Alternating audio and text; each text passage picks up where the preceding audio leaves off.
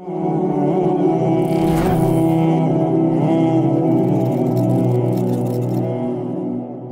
व नुसल्ली अला रसूलिहिल करीम अम्मा बाद फनऊज़ु बिल्लाहि मिनश शैतानिर रजीम बिस्मिल्लाहिर रहमानिर रहीम अस्सलामु अलैकुम व रहमतुल्लाहि व बरकातुहू। माज़रत चाहती हूँ, ज़रा मेरा गला थोड़ा ख़राब है। इंशाअल्लाह आपको समझ आ जाएगी जो कुछ मैं कह रही हूँ, अल्लाह से पूरी उम्मीद है। आज हम ये देखते हैं दुआओं का जो हमने सिलसिला शुरू किया था। पहले 3 ऑडियोज़ मैंने भेजी थी। आज की ऑडियो में हम ये देखेंगे कौन-सी दुआ करना मना है। कुछ काम या बातें ऐसी भी होती हैं जिनके लिए दुआ करना मना है। मसलन नंबर 1 गुनाह के काम या कता रहमी की दुआ करना मना है। कता रहमी आपको पता है ना कि जो रहम के रिश्ते होते हैं, खून के रिश्ते या जिन्हें कह लें, उनसे कता ताल्लुक़ करने की दुआ। और गुनाह के काम कैसे? मसलन मूवी के लिए जा रहे हैं और दुआ कर रहे हैं या अल्लाह सिग्नल खुले मिले वरना लेट हो जाएँगे। नंबर 2 लग़व और बेफ़ायदा बात के लिए दुआ करना मोमिन का शेवा नहीं है। सूरा मोमिनीन आया 4 में इरशाद रब्बानी है, अल्लज़ीना हुम अनिल लग़वी मुअरिदून। नंबर 3 नामुमकिनात के लिए दुआ करना, मसलन मैं उड़ने लगूँ, मैं 200 साल जीऊँ वग़ैरह। नंबर 4 अपने, अपनी औलाद, अपने माल, हत्ता कि अपने ख़ादिम के लिए बद्दुआ ना करें। बद्दुआ के ये सिलसिले में मैं एक छोटा-सा वाक़या बयान करूँगी। मेरी बड़ी बहन की फ्रेंड हैं, उनकी अपने घर में शादी हुई अपने घर में लड़ाई हुई हस्बैंड के साथ, तो उन्होंने अपनी वालिदा को आकर ये बताया कि मेरे हस्बैंड ने मुझे थप्पड़ मारा है। वालिदा के मुँह से निकला, अल्लाह करे उसका हाथ वो टूट जाए जिससे उसने तुम्हें थप्पड़ मारा है। और आप यकीन करें कि उसी दिन या उससे अगले दिन उस लड़के का एक्सीडेंट हुआ और उसका हाथ कट गया। आप देखें पूरी ज़िंदगी की माज़ूरी वो माज़ूरी जो दामाद के लिए है, उसका दुःख किसे होगा? बेटी को होगा, बल्कि बेटी की माँ को भी होगा। बाद में बहुत पछताती थी कि मैंने ये बद्दुआ क्यों दी। तो ऐसा भी होता है कि कोई कबूलियत का वक़्त होता है या फिर आपको बहुत ज़्यादा दुःख होता है और आपको पता है ना मज़लूम की दुआ सुनी जाती है, तो एहतियात करें कि किसी को भी बद्दुआ ना दें।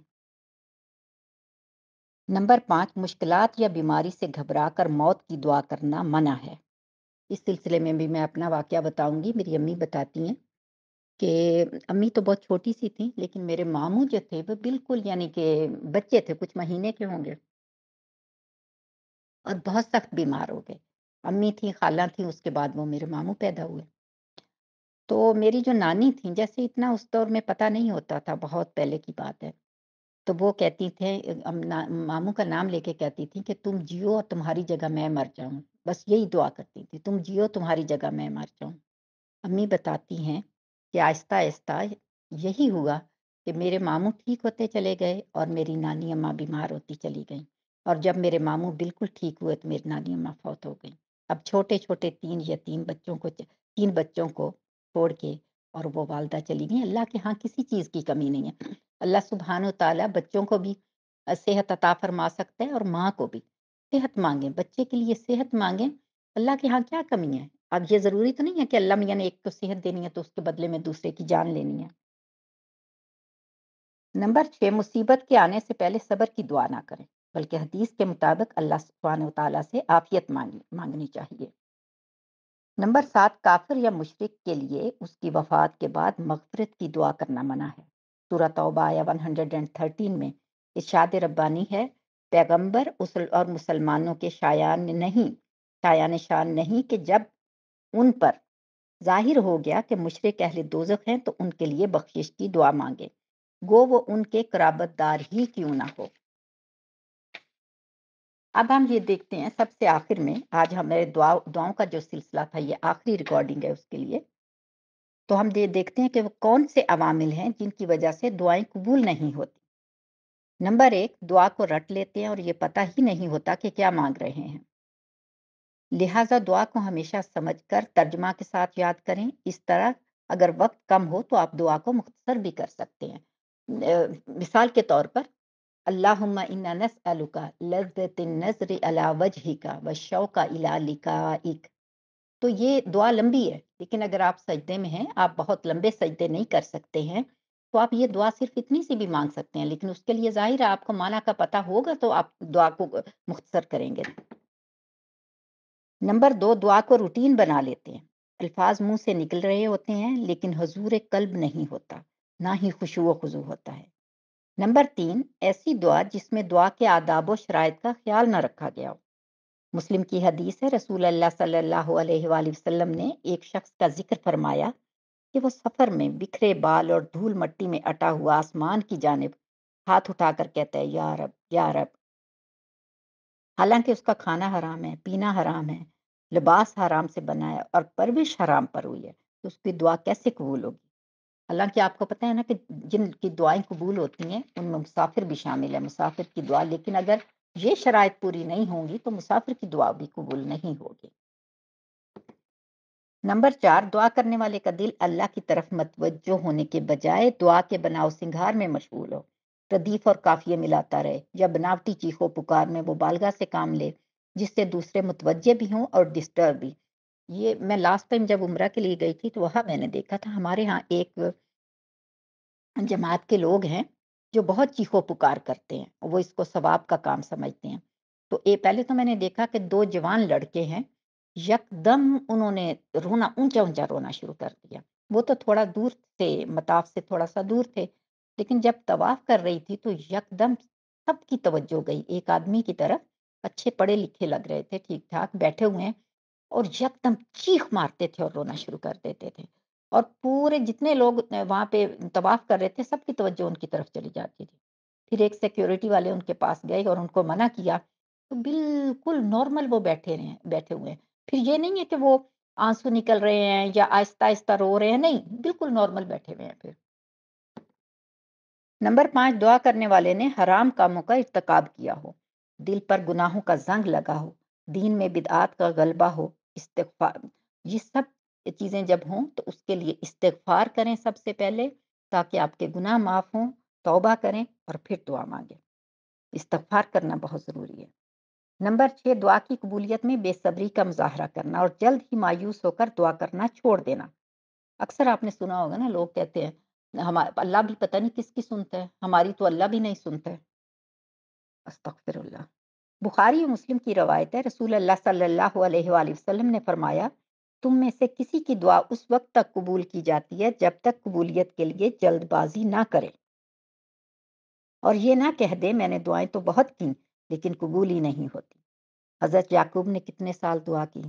حضرت ایوب نے 18 سال تک، اتنی بیماری میں، اتنی مشکل میں 18 سال تک دعا کی۔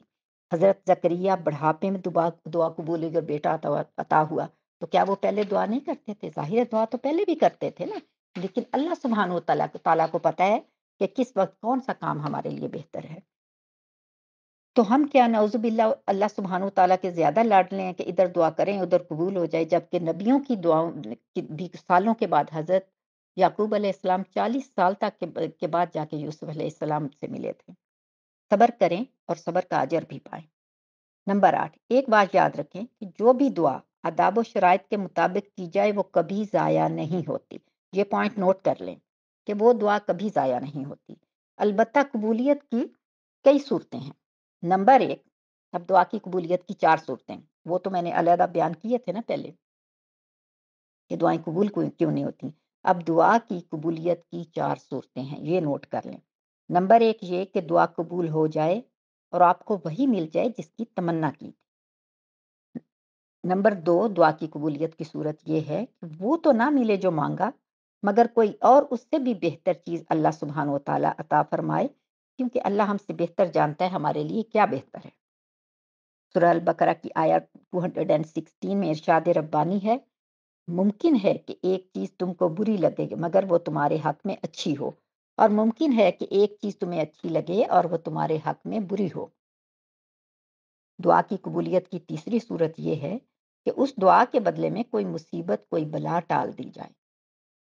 نمبر 4، اس دعا کو قیامت کے دن کے لیے بندے کے نامہ اعمال میں لکھ دیا جائے، اور اس دن جب انسان اپنی اس دعا کے بدلے میں جو اسے اجر ملے گا وہ دیکھے گا تو انسان یہ حسرت کرے گا کہ کاش دنیا میں میری کوئی دعا قبول ہی نہ ہوئی ہوتی۔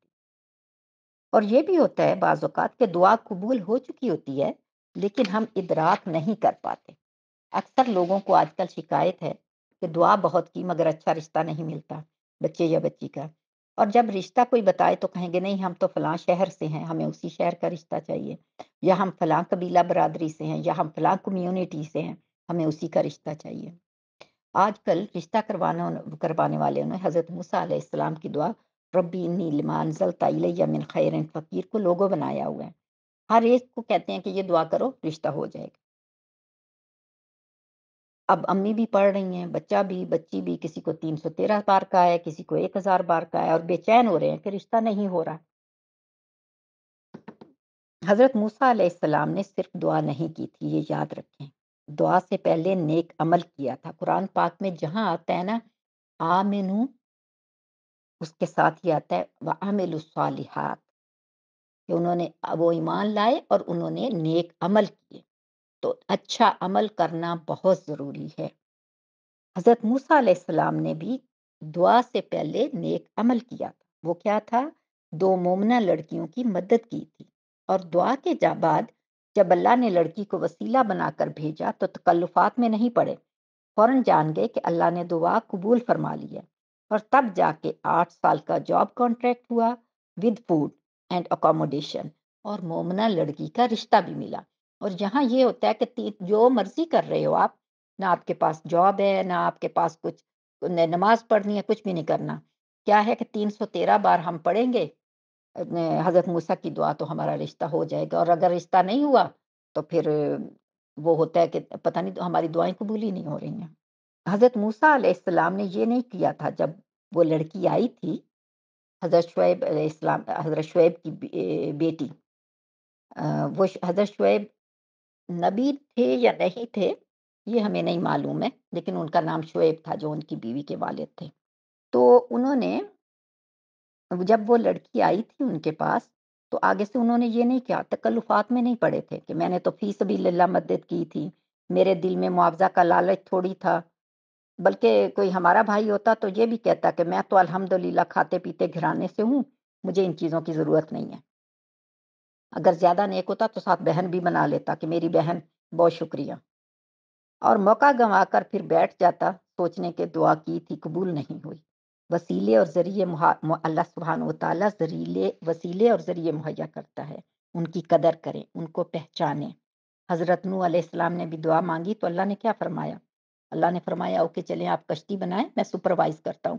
کشتی حضرت نوح کی ایجاد ہے، اور وہاں پہ کوئی سمندر نہیں تھا، لوگ گزرتے تھے تو ہنستے تھے کہ سمندر تو کوئی ہے نہیں کہ یہ کشتی بنانے کیسے بیٹھ گیا ہے۔ نہ کوئی کشتی تھی، نہ انہیں کشتی بنانی آتی تھی۔ اللہ سبحانہ و تعالیٰ نے کہا تھا کہ میں دیکھتا ہوں، میں بتاتا ہوں۔ اللہ نے بتایا کیسے کشتی بنانی ہے۔ تو اللہ سبحانہ و تعالیٰ کیا خود سے کشتی بنا کے نہیں اتار سکتے تھے؟ اللہ کے لیے تو سب کچھ ممکن ہے، لیکن اللہ سبحانہ و تعالیٰ نے حضرت نوح سے کہا کشتی خود بناؤ۔ اس میں ہمارے لیے کیا سبق ہے کہ کوشش ہمیں کرنی ہے۔ من جدہ وجدہ، جس نے کوشش کی اس نے پا لیا۔ تو بغیر کوشش کیے، بغیر ہاتھ پاؤں ہلائے، صرف بیٹھ کے دعائیں کرنا، بلکہ بعض اوقات تو بعض ہمارے بہن بھائی تو خود دعا بھی نہیں کرتے، وہ آپ سے کہیں گے آپ نیک ہیں آپ ہمارے لیے دعا کریں۔ تو خود دعا کریں، دعا کے اوقات جو میں نے بتائے ہیں ان کو پہچانیں، دعا کے مقامات کو دیکھیں، اور انشاءاللہ اللہ نے چاہا تو دعائیں ضرور ضرور قبول ہوگی۔ ایک اور چیز ہے کہ دعا کو معلق نہ رکھیں، شرط کے ساتھ جب دعا کرتے ہیں تو دعا کے بعد یہ کہنا کہ یا اللہ اگر تو چاہے تو مجھے بخش دے، یا اللہ اگر تو چاہے تو مجھے رزق دے، نہیں، یہ نہیں کہنا چاہیے۔ اللہ سبحانہ و تعالیٰ سے پورے یقین کے ساتھ مانگیں، اور ایسے مانگیں جیسے بچہ اپنی ماں سے مانگتا ہے۔ بچہ ماں سے یہ تو نہیں کہتا کہ چاہے تو مجھے دے دو چاہے تو نہ دو، نہیں، آپ کہیں کہ اللہ سبحانہ و تعالیٰ آپ ہی ہمیں دے سکتے ہیں، ہمیں صرف آپ کا سہارا ہے، اور ہمیں یہ چاہیے یا رب العالمین، ہمیں یہ عطا فرما دیجیے، تو انشاءاللہ آپ کی دعائیں ضرور قبول ہوگی۔ السلام علیکم ورحمۃ اللہ وبرکاتہ۔